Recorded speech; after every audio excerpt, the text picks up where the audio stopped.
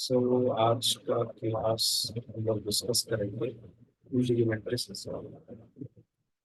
Rudimentary system का मतलब ये है कि जो हमारे बॉडी को कवर किया हुआ सिस्टम, इसको हम क्या कहेंगे, रुडिमेंट्री सिस्टम, जिसमें आपको स्किन देखने को मिलेगा और हेयर, स्वेट ग्लैंड्स, ठीक है, और कुछ टिश्यूज होंगे स्किन के नीचे, ठीक है। इसका काम क्या है स्किन का? स्किन का काम ये है कि वो इनर एनवायरनमेंट को आउटर एनवायरनमेंट से अलग कर देता है, ठीक है। इनर एनवायरनमेंट को आउटर एनवायरनमेंट से अलग करना स्किन का काम है। और दूसरी चीज ये प्रोटेक्ट करना, ठीक है। और स्किन जो ऑर्गन है वो किस ऑर्गन से रिलेटेड है एक्यूपंक्चर में, क्या आप बता सकते हैं?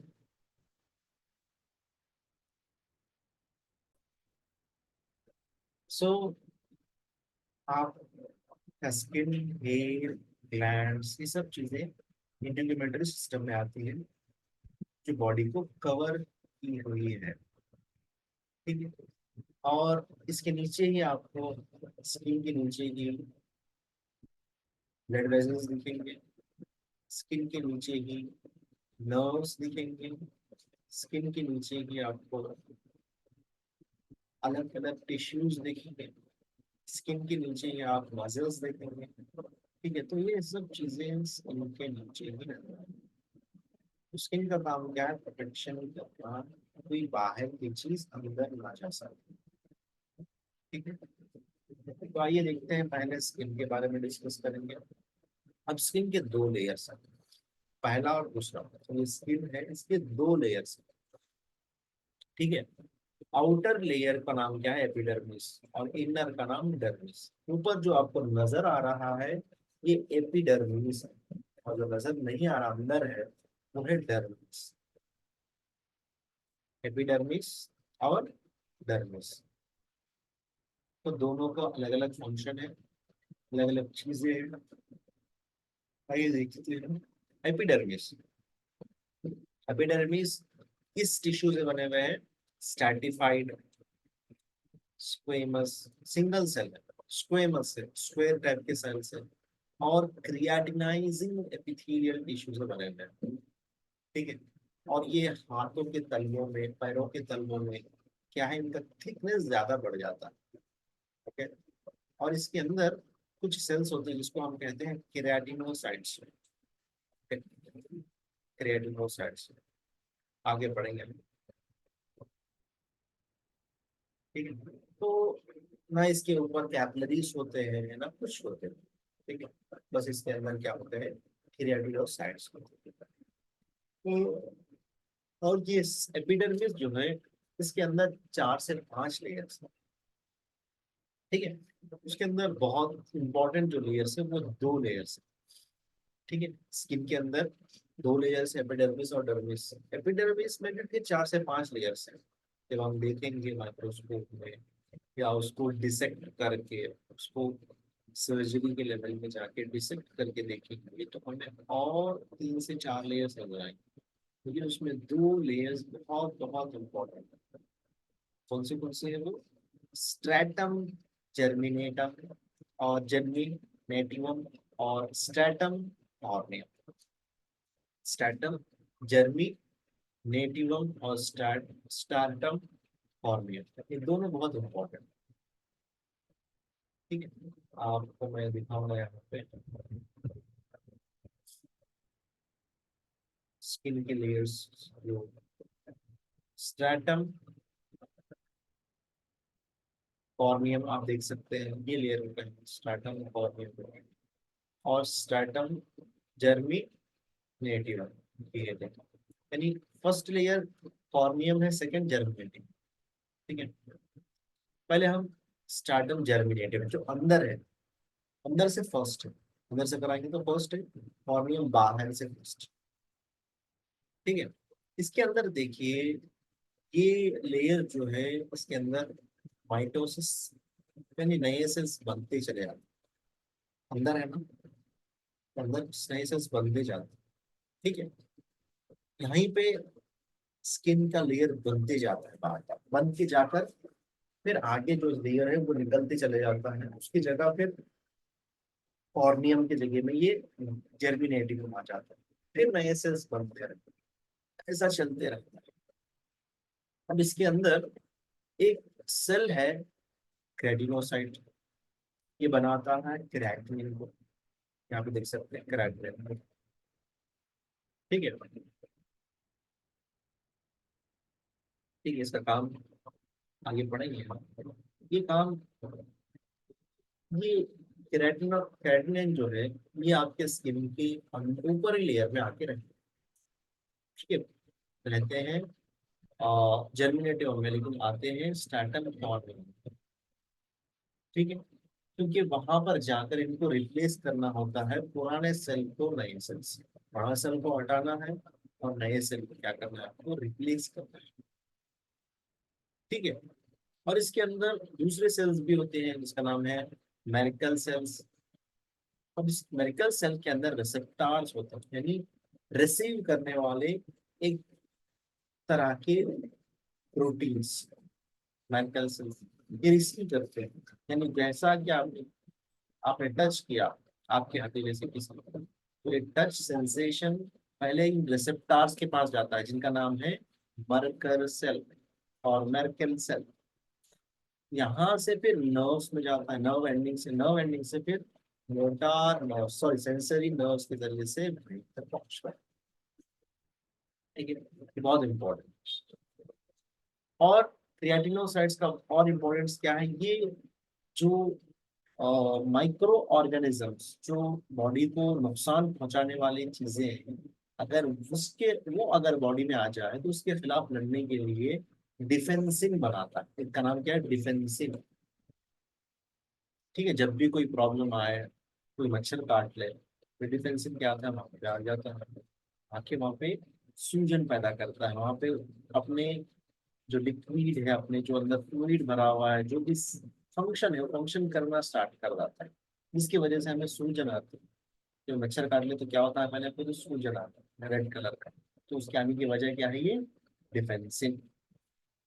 ठीक है, अब बहुत इंपॉर्टेंट चीज है, ये याद रखना बहुत ज्यादा जरूरी है कि जो स्टैटम जर्मिनेटिवम है, ठीक है, ये अंदर अपने अंदर एक विटामिन रखता है। क्या विटामिन रखता है, क्योंकि वहां पर कुछ कोलेस्ट्रॉल जैसा प्रोड्यूस करने वाला एक सेल होता है। ठीक है, जब वो सेल कोलेस्ट्रॉल की तरह जो मौजूद होता है उसके ऊपर अगर सूरज की रोशनी पड़ जाए तो विटामिन डी में वो बदल जाता है।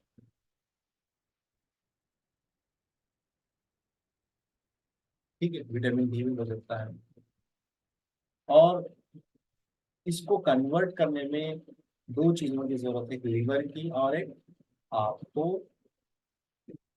किडनी। ठीक है, तो बहुत इंपॉर्टेंट है। इसीलिए लिवर में अगर प्रॉब्लम आ जाए, किडनी में प्रॉब्लम आ जाए, तो विटामिन डी डिफिशियंसी हो सकता है। ठीक है, तो यहाँ पर याद रखने वाली बात क्या है, विटामिन डी जो कन्वर्टेड फॉर्म में है वो कोलेस्ट्रॉल के फॉर्म में है, जब उस पे सूरज की रोशनी पड़ती है तो विटामिन डी में बदल जाता है। ठीक है, विटामिन डी आप जो भी फंक्शंस करना है वो फंक्शंस में करेगा। विटामिन डी भी क्या करेगा, absorption of calcium and phosphorus करेगा। कैल्शियम एंड फॉस्फोरस ये कहाँ पर, स्मॉल इंटेस्टाइन। ठीक है, और मेन इंपॉर्टेंट क्या है, आपको कुछ हफ्ते में कुछ दिन, हफ्ते में कुछ दिन क्या है, आपको 15 मिनट्स रुकना बैठना जरूरी है, तो उसका एक्सपोज होना जरूरी है, वरना क्या हो जाता है, विटामिन डी की कमी हो सकती है। विटामिन डी की कमी होने की वजह से कैल्शियम और फास्फोरस का अब्जॉर्प्शन नहीं हो पाता, जिसकी वजह से आपको बोन मसल ग्रोथ में कमी आ सकती है। पहली चीज, या फिर हड्डियां बोन्स मसल्स क्या कमजोर हो सकती है, नर्व्स की कमजोरी भी आ सकती है, क्योंकि नर्व्स को भी कैल्शियम की जरूरत है, मसल्स को भी कैल्शियम की जरूरत है। बोन्स की कैल्शियम की जरूरत है। ठीक है। अब नए रिसर्च में ये मालूम हुआ कि विटामिन डी जो है मसल स्ट्रेंथ के लिए भी जरूरी है। पहले रिसर्च, पहले तो सिर्फ ये मालूम था कि विटामिन डी जरूरत है सिर्फ कैल्शियम और फास्फोरस के ऑब्जर्वेशन में। फिर और रिसर्च करने पे मालूम हुआ कि विटामिन डी जरूरी है आपको मसल स्ट्रेंथ के लिए भी। और रिसर्च करने पे मालूम ये हुआ जिनका इंसुलिन प्रोड्यूस नहीं हो पाता, उसकी वजह ये भी है कि विटामिन डी की कमी की वजह से भी इंसुलिन प्रोड्यूस नहीं हो पाता, खासकर एल्डर पर्सन, बूढ़े लोगों को। ठीक है? और खासकर ये भी देखने को मिला कि विटामिन डी से कैंसर को भी बचाया जा सकता है, कैंसर से भी बचा जा सकता है। तो देखिए कितने बहुत ज्यादा यूजेस है विटामिन डी के। कैल्शियम और फास्फोरस के अब्जॉर्प्शन के लिए जरूरी है, मसल स्ट्रेंथ के लिए जरूरी है, इंसुलिन प्रोडक्शन के लिए खासकर एल्डर पर्सन में बहुत ज्यादा जरूरी है। और कैंसर से बचना है तो भी जरूरी है। तो इसीलिए आप डेली 10 to 15 मिनट्स सन को एक्सपोजर करिए और अपने बॉडी को हेल्दी रखिए।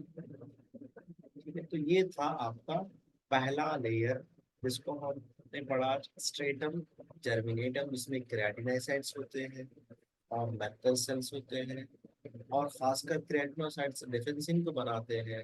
और इसी तरह आपको विटामिन डी, जो एक सेल है, तो सेल के अंदर कोलेस्ट्रॉल होता है, उस कोलेस्ट्रॉल को जब सन एक्सपोजर मिलता है, खासकर ultraviolet rays, UV rays जब मिलते हैं तो वो विटामिन डी में कन्वर्ट होता है। विटामिन डी को कन्वर्ट करने में लिवर और किडनी का हेल्प जरूरी है हमारे। ठीक है, क्योंकि उसको मॉडिफाई करना है। हेल्प तो विटामिन डी बनने में सम्मिलित करेगा, लेकिन कन्वर्ट जो हो रहा ना, ऐसा नहीं कि डायरेक्ट आपके रोशनी पड़ी आपको कन्वर्ट हो गया, नहीं। अल्ट्रावायलेट पढ़ने के बाद ही लिवर और किडनी उसको कन्वर्ट करना है, तो ये लेकिन exposure, after exposure, so there's the reason we need sunlight exposure daily 10 to 15 minutes. So this is all about stratum germination. One thing here, so tell about that. Here, the old cells are replacing by new cells.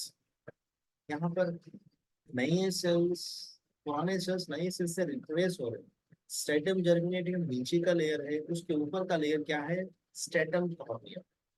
तो आप ये कैसे replace होते हैं, जब आप सो जाते हैं, खासकर सोते वक्त जब आप पलटते हैं, ठीक है, और रगड़न होती है, खासकर उस वक्त ये क्या है, सेल्स डिपॉजिट हो जाते हैं, सेल्स क्या हो जाते हैं, डिफ्यूज हो जाते हैं, बॉडी से निकल जाते हैं। तो मैं यहाँ बहुत अच्छी इंपॉर्टेंट बात बताना चाहता हूँ कि इसीलिए हमारे सल्लल्लाहु अलैहि वसल्लम ने फरमाया कि जब भी तुम सोने से प्यार क्या करो, बिस्तर झटक कर सोना। तो ये बहुत ग्रेट चांसेस है कि हमारे जो डेड सेल्स, स्किन सेल्स है, आपके बिस्तर में गिरे होंगे। तो चांसेस है जब आप फिर दोबारा उसी बिस्तर पे आप जब सोएंगे, हमारी बॉडी क्या करेगी, सीक्रेशन के साथ साथ आपको अब्जॉर्प्शन की भी कैपेसिटी, तो वो डेड सेल दोबारा आप क्या कर सकते हैं, उसको रीअब्जॉर्ब कर सकते हैं। तो बॉडी के लिए बेनिफिट नहीं है, नुकसान है। तो इसीलिए कहा गया कि अपने बिस्तर को 3 मरतबा छठ, बहुत साइंटिफिकली भी यहाँ पे आप बताया जा रहा है। और एक प्रॉफिट का वे ऑफ लिविंग भी बताया जा रहा है, तो दोनों को हम कंटिन्यू या फिर दोनों को हम कंबाइन करके हम देख सकते हैं। तो कल हम आगे का डिस्कस करेंगे यहाँ से।